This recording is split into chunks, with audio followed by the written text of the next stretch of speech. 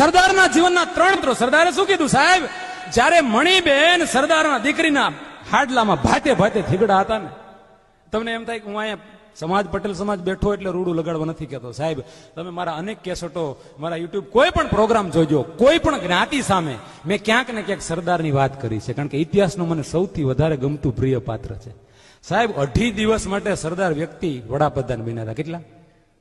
2.5 દિવસ માટે નાયબ વડાપ્રધાન હતા. 2.5 દિવસ માટે સરદાર એ ગાદી ઉપર રહ્યા. અને 2.5 દિવસમાં તમને કહું, કયા દેશમાં ગુજરાતનો ખેડૂત નથી, કયા દેશમાં કણબીનો દીકરો નથી. 2.5 દિવસ રહેતા. 2.5 વર્ષ રહ્યા હોત ને તો આપણા પ્લોટ હોય ચંદ્ર ઉપર, છગન માવજી ચોડવડિયા રોડ ટચ.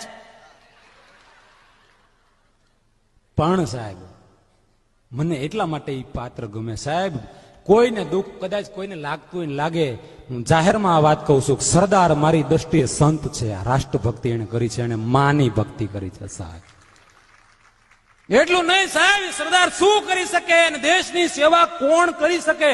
આ દેશનો વ્યક્તિ જ્યારે કોઈ મત માંગવા માટે નીકળે, નેતા બનવાનું સપનું જોવે, એને કહું છું, માફ કરજો ખોટું લાગે તો, સૌથી પહેલા રાજકારણમાં જાતા પહેલા સરદારના જીવનનું ચરિત્ર ખોલજો, પહેલાથી છેલ્લા અક્ષર સુધી વાંચજો અને પછી તમે રાજકારણમાં પ્રવેશ કરજો. સાહેબ સરદાર પટેલના દીકરી મણીબેનના હાડલામાં થીગડા હતા અને તેથી મહાવીર ત્યાગી આવીને એમ કીધું, સરદાર તમે નાયબ પ્રધાન અને તમારી દીકરીના હાડલામાં થીગડા.